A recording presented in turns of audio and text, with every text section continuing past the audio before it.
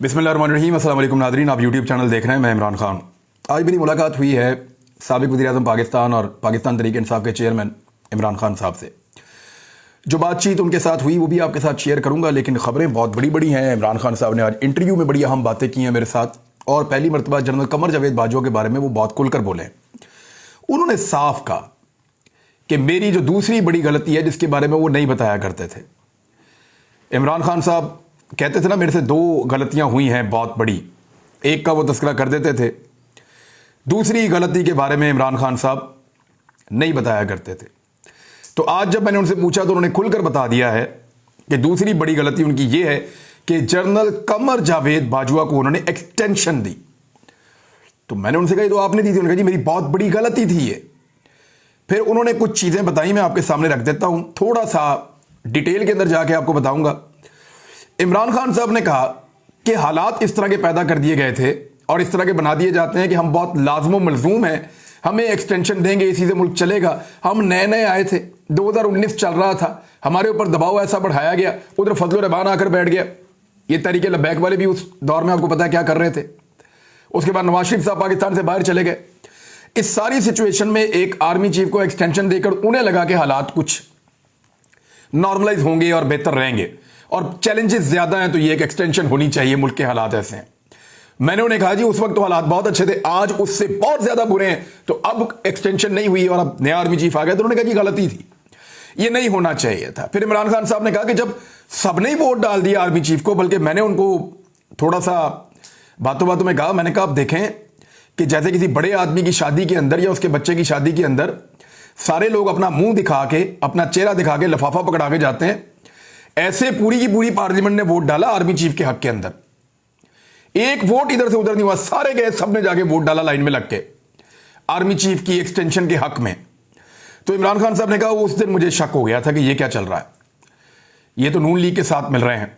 फिर उन्होंने ये भी कहा कि मैंने जनरल बाजवा को यह कहा कि आपने अगर उनके साथ मिलना है या जाकर खड़े होना है तो आप खुलकर जाके खड़े हो जाएं, क्योंकि इमरान खान साहब के बकौल उनको यह बताया जा रहा था पॉलिटिकल पार्टीज की जानिब से कि उनके ऊपर एस्टेब्लिशमेंट दबाव डाल रही है, जो जनरल बाजवा को कंट्रोल कर रहे थे, कि वो छोड़कर दूसरी तरफ चले जाएं, यानी इमरान खान को छोड़ दें और पीडीएम की जानिब चले जाएं और इमरान खान साहब के खिलाफ तहरीक-ए-एतमाद कामयाब बनाएं। इमरान खान साहब ने कहा कि मैंने कई मरतबा उनको यह बात कही, मैंने कई मरतबा उनके सामने यह बात रखी कि आप ये क्या कर रहे हैं और मेरे पास ये इत्तला आ रही है, तो आप अगर कर रहे हैं इस्तेमाल अपनी ताकत को मेरे मुखालिफिन के लिए, तो आप जाकर उधर खुलकर खड़े हो जाएं, तो मैं फिर अपना फैसला करूंगा। तो जनरल बाजवा ने पूछा क्या फैसला करेंगे, तो इमरान खान साहब ने आज बताया कि मैंने उन्हें कहा फिर तो मैं पब्लिक में जाऊंगा, क्योंकि मैं तो पब्लिक का आदमी हूं, मैं आर्मी की नर्सरी में तो बना नहीं हूं, ना मैं जुल्फिकार जी भुट्टो की तरह अयूब खान ने मुझे बनाया है, ना ज़ियाउल हक की तरह नवाज शरीफ को जैसे ज़ियाउल हक ने बनाया, ना वो हुआ मेरे साथ। मैं तो 22 साल अवामी जद्दोजहद करके यहां तक पहुंचा हूं, तो मैं वापस अवाम में ही जाऊंगा और कहां जाऊंगा। तो इमरान खान साहब ने ये आज बड़ा क्लियर किया कि जो रजीम चेंज ऑपरेशन था ये एक्चुअली था। फिर उन्होंने इस इंटरव्यू में वाकयात बता बता के साबित किया कि किस किस तरीके से उनको लगता है कि ये रजीम चेंज ऑपरेशन में क्या क्या किया गया है। उन्होंने कहा कि हमें जब पुलिस वाले मारते थे, हमारे लोगों को तंग करते थे, हम उनसे पूछते थे तो हमें साफ कहते थे हमें तो एस्टेब्लिशमेंट दबाव डाल रही है, वो हमसे ये काम करवा रहे हैं, हम नहीं करना चाहते। बहुत सारी चीजों में इमरान खान साहब कहते हैं हमारे पास बहुत सारी ऐसे वाकयात हुए जिससे हमें यह कंफर्म हुआ कि हमारे खिलाफ एस्टेब्लिशमेंट ये कर रही है। और इसके ऊपर जब जनरल कमर जावेद बाजवा साहब, ये आईएसआई के चीफ जो हैं नदीम अंजुम साहब, या जो डीजीआईएस पीआर थे इससे पहले, उनके जो दावे हैं उनको इमरान खान साहब ने गलत करार दिया। बल्कि मुनसलाई ने जो बात की उस पर इमरान खान साहब ने कहा कि मुनसलाई को हो सकता है कि ये बात अलग से कही गई हो, उसका एक अलग एक्सपीरियंस हो सकता है, लेकिन उन्होंने कहा कि एस्टेब्लिशमेंट की मुदाखलत एक रियलिटी है और ये यहां पे एग्जैक्टली ऐसे ही हुआ है। और बहुत सारी बातें जो इमरान खान साहब ने इंटरव्यू में कही, बोल टीवी पे मेरा ये इंटरव्यू है, आप इसको जाकर देख सकते हैं सोशल मीडिया पे। और बहुत सारी चीजें ऐसी हैं जो इससे पहले इमरान खान साहब ने नहीं कही थी। उन्होंने काफी खुलकर बात की है, हर चीज पर बात की है। अब आ जाए इमरान खान साहब असेंबलियां तहलील कब करेंगे, ये एक बड़ा सवाल है। पहले तो मैंने उनसे पूछा कि क्या आपके पास तहरीरी तौर पर परवेज इलाही साहब वो लेटर समरी जो है वो लिख कर दे गए हैं असेंबलियां तहलील करने का? तो उन्होंने कहा समझें कि मेरे पास है, मेरे हाथ में है। मैंने कहा नहीं, वो एक कागज देकर गए हैं या एक जबानी आपको कहकर गए हैं? तो उन्होंने कहा मेरे पास इसका इख्तियार है, आप समझेंगे मेरे पास इख्तियार है, राय सबकी अपनी अपनी है। परवेज इलाही साहब की, उनकी पार्टी के अंदर कुछ और लोगों की राय है कि हम जाते हैं यहां पे बजट तक, लेकिन ज्यादा लोग ये कहते हैं कि हमें इलेक्शन में जाना चाहिए। तो इमरान खान साहब ने कहा कि वो ये चाह रहे हैं कि मार्च के अंदर इलेक्शन हो जाए, चाहे इलेक्शन रमजान मुबारक के दौरान हो, चाहे ये इलेक्शन पहले हो जाए रमजान मुबारक से, लेकिन वो चाहते हैं कि मार्च के अंदर ये इंतखाबात हों और उसके लिए जरूरी है कि दिसंबर के अंदर असम्बलियां तहलील हो जाएं। ख्वाहिश इमरान खान साहब की यह है कि पूरे पाकिस्तान में इलेक्शन हो और उन्होंने मुज़ाकरात की ऑफर की हुई है। तो मैंने उनसे ये पूछा कि खान साहब ये जो आपने ऑफर की है मुज़ाकरात की, ये कोई हुज्जत तमाम की है आपने कि ये भी एक है, कर देते हैं, देख लेते हैं, फिर असम्बलियां तहलील कर देंगे? तो इस पर वो मुस्कुरा रहे थे और वो ये समझते हैं कि चीज़ उनको सूट करती है कि अगर 66% पाकिस्तान में इलेक्शन हो जाए और वफाकी हुकूमत डट जाए कि हमने इलेक्शन में नहीं जाना, हम हुकूमत में रहेंगे। तो इमरान खान साहब ने कहा कि इससे बड़ा प्रॉब्लम क्रिएट ये हो जाएगा कि जब पूरे पाकिस्तान के अंदर इंतखाबात हो रहे होंगे 66% सीटों के ऊपर और 2 सूबों में इंतखाबात हो रहे होंगे, तो वफाकी हुकूमत उन इंतखाबात के अंदर उतरेगी, तो उसके लिए मजीद मुश्किलात पैदा हो जाएंगी, वो गवर्न नहीं कर पाएंगे और पाकिस्तान को बड़ा इकोनॉमिक धचका भी लगेगा। इसकी वजह से गवर्नेंस के बड़े इश्यूज पैदा हो जाएंगे। तो पूरे पाकिस्तान में इलेक्शन होने चाहिए, हमें तो ये सूट करता है कि हम जो है वो टुकड़ों में इलेक्शन लड़ लें। लेकिन अब मुज़ाकरात की जो इमरान खान साहब की पेशकश है उसको किस तरह ले रही है पीडीएम की हुकूमत, ये है सबसे इंपॉर्टेंट नुकता। उन्होंने एक नया बहाना लगाया, वो ये कह रहे हैं कि इमरान खान की पेशकश जो है उस पर मुज़ाकरात पेशगी शर्त के बगैर होंगे, यानी गैर मशरूत हमारे साथ आकर आप मुज़ाकरात करें, कोई शर्त आयद ना करें, आकर बैठे और मुज़ाकरात करें। देखें, ऐसा तो है नहीं कि वैसे ही कोई गपशप लगानी है। इमरान खान साहब को अगर गपशप लगाने का शौक है तो रोज़ाना सैकड़ों हज़ारों लोग उनके घरों के बाहर आते हैं, उनके घर के बाहर आते हैं, जाते हैं, आते हैं, जाते हैं, वो जितनी मर्जी गप लगा सकते हैं, लोगों को मिल सकते हैं। तो ये मुज़ाकरात किसी बुनियादी रीज़न की वजह से है ना, कोई रीज़न तो है इसके पीछे, कोई इशू है जिसके ऊपर मुज़ाकरात होने। तो इशू जो है वो इलेक्शन है। इमरान खान साहब कहते हैं कि इलेक्शन में जाना है, वफाकी हुकूमत कहती है इलेक्शन में नहीं जाना। दोनों की एक एक शर्त हो गई ना। वफाकी हुकूमत कहती है हमने इंतखाबात में नहीं जाना, टाइम पूरा करना है, जो पीडीएम की हुकूमत है। इमरान खान साहब कहते हैं कि मैंने इंतखाबात के अंदर जाना है, टाइम पूरा नहीं करना। दोनों की एक एक शर्त है, दोनों मशरूत तौर पर आएंगे ना मुज़ाकरात में, फिर कोई बीच का रास्ता निकलेगा, फिर कोई हल होगा।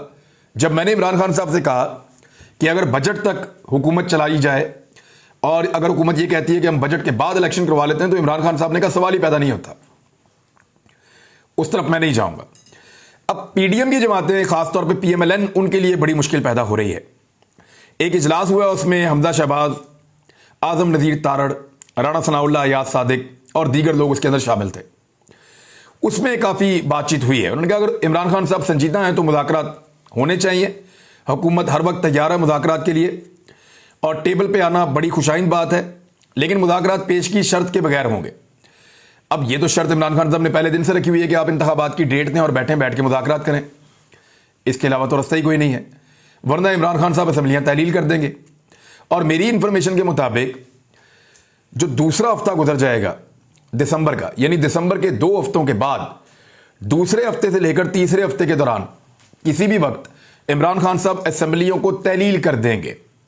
यानी ये जो आपकी असम्बलियां हैं, सूबाई असम्बलियां खैबर पख्तूनख्वा की और पंजाब की, उनको इमरान खान साहब तहलील कर लेंगे। सवाल ये पैदा होता है कि इमरान खान साहब को तो बहुत यकीन है कि परवेज इलाही उनका साथ देंगे। अच्छा, इस वक्त जो है वो पीडीएम को भी यकीन है कि परवेज इलाही उनका साथ देंगे, लेकिन एस्टेब्लिशमेंट अगर परवेज इलाही साहब का बाजू मरोड़े या एस्टेब्लिशमेंट अगर ये चाहे कि परवेज इलाही इमरान खान का साथ ना दें, तो फिर परवेज इलाही इमरान खान के हाथ से निकल जाएंगे। ये बात मैं भी जानता हूं, आप सब भी जानते हैं, और ये सूरत ऐसी पैदा हो सकती है। बहरहाल इमरान खान साहब ने बड़ा क्लियरली कहा कि रजीम चेंज ऑपरेशन हुआ है, एस्टेब्लिशमेंट बिल्कुल गैर जानिबदार नहीं रही है और उनकी जानिबदारी का नुकसान पाकिस्तान की अफवाज को भी हुआ है, यह भी इमरान खान साहब ने कहा। और जनरल बाजवा की मिसाल देकर उन्होंने कहा कि कोई आर्मी चीफ नहीं चाहेगा कि इस तरह के हालात का सामना करना पड़े जैसे जनरल बाजवा ने लोगों की विल के खिलाफ जाकर अपने लिए हालात पैदा किए हैं।